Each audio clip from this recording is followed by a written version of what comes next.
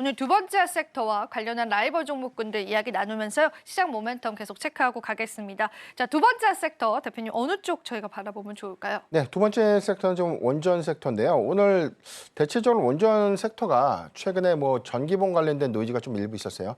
대형 원전 한 기를 축소해서 국회 보고를 좀 하고 국내 어떤 원전 산업이 예정 안건보다는 좀 축소될 수 있는 우려감들이 시장에 노이즈가 좀 됐었는데 이런 부분들 좀 논의를 하더라도 3월에 체코 원전에 관련된 수주분 계약 체결의 가능성들이 좀 높아지면서 수급적으로 좀 개선되는 흐름들 또는 뭐 11차 전기본에 관련된 국회 보고 이후에 추진 기대감이 좀 일부 좀 반영이 되면서 수급적으로는 저는 뭐 견조한 흐름을 좀 보이고 있다라고 좀 판단을 해봤고요. 두 종목 좀 준비를 해봤는데 네. 대표적인 종목입니다. 두산 그렇네요. 에너빌리티, 한전기술.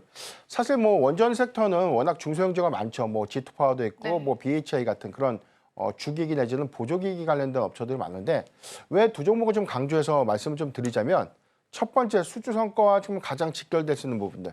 장기적인 수주 연동 성과가 좀 크게 반영될 수 있는 대표적인 종목들 중에 하나가 두산 에너빌리티와 한전기술인데 두 종목에 대해서 저는 일단 예스기를 좀 다 드리겠습니다. 오늘은 예스맨이시네요, 네. 대표님. 일단 뭐 네.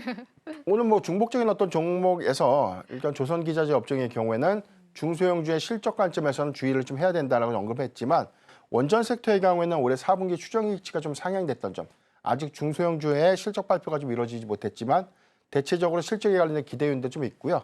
두산에너빌리티나 뭐 한전기술, 특히나 두산에너빌리티의 경우에는 4분기 두산밥켓의 실적 영향 때문에 4분기 실적은 좀 부진한데 올해에 대한 이 성장 기대감들은 워낙 좋기 때문에 저는 두산에너빌리티는 좀 가장 강하게 좀 매수 의견을 좀 제시를 해드리고요.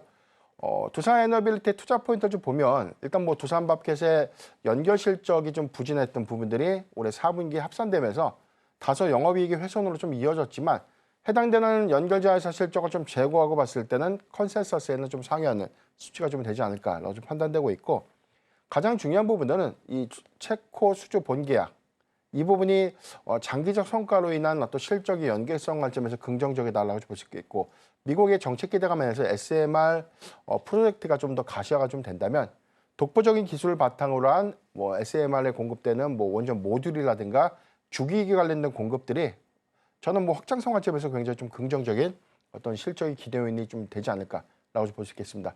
국내 경우에는 대형 가스 터빈을 좀 국내 최초로 좀 상용화했기 때문에 현재 도입 기종은 좀 미비한 수치인데 최대적으로 한 100대 정도에 관련 도입을 목표로 양산을 좀 준비하고 있다. 이 부분은 국내에 어떤 도입되는 가스 터빈을 좀 제외하더라도 해외 공략으로 좀 해외 공략의 어떤 실적 기여 효과를 좀 감안해 봤을 때 저는 뭐 2024년도 대비 앞으로 좀 점진적인 어떤 성과 부분은 연간 한 25% 이상의 어떤 성장으로 좀 이어질 수 있는 그런 기대 요인을 계속해서 주목해보자라고 좀 판단하고 있습니다.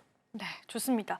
사실 두 가지 다 예스라는 그런 내용을 주셨는데 두 가지 중에서도 두산에너빌리티를 조금 더 좋게 보시는 거죠, 대표님께서는? 일단 뭐 우리가 좀 원전의 경우에는 좀 세 가지 파트로 봐야 돼요. 네. 첫 번째는 설계와 그다음에 건설 내지는 뭐 시공이고요. 하나는 운영.